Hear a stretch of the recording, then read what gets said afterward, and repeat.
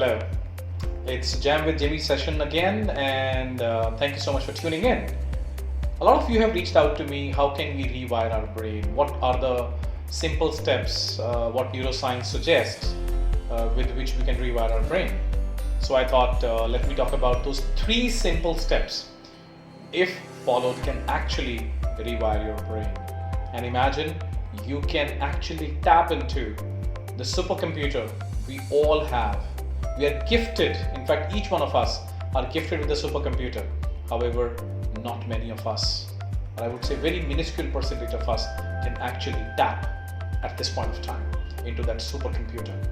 So what are those 3 steps? Now let's look at the step number 1. We all know, we all have read, probably we have been told, as you sow, so shall you reap. Now as you sow, so shall you reap. What am I talking about here? Now look at this. Let me share you with a small anecdote here. So think of a farmer, and let's say a farmer has 2 fields.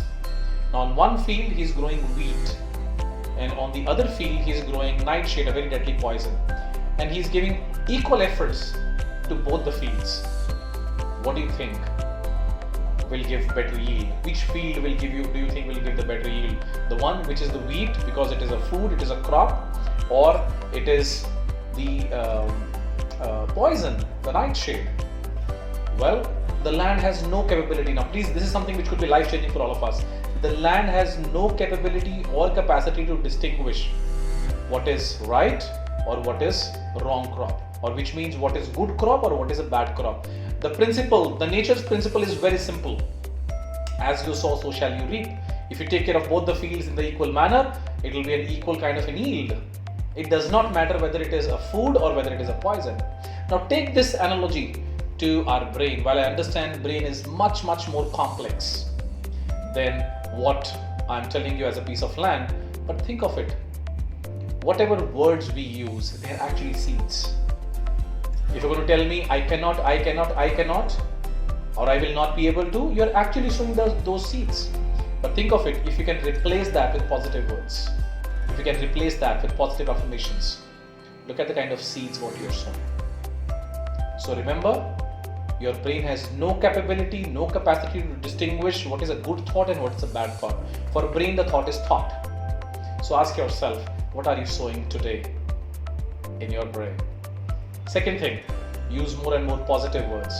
Now, when I say use more and more positive words, imagine if I would have said, don't use negative words. I'm still using negative terminologies.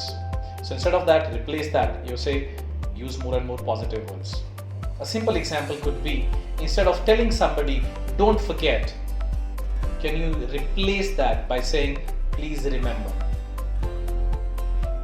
Consciously start using positive words.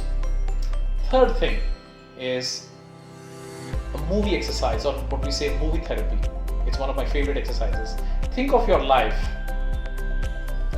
so far, whatever you can remember, from your childhood days or your memories, whatever you remember from that time till today. What do you think it would look like if it was a movie? Let it run like a movie reel in your mind, in your brain. And let today be the intermission or the interval. How do you think your life will look like? What kind of movie you would want to see if your life has to span out from now on? Do this for just maybe 5-10 minutes in a day. Let your imagination go wild. Yes, you heard me right. Let your imagination go wild. Do not think of it as possible and it's not possible.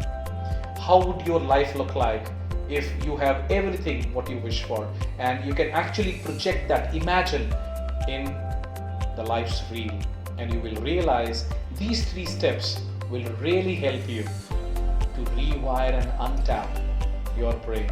So what are those? Just a quick recap on those 3 steps. 1, remember, as you sow, so shall you reap. Number 2, use more and more positive words consciously. And 3, do the movie therapy exercise. Take care, stay safe. Bye-bye.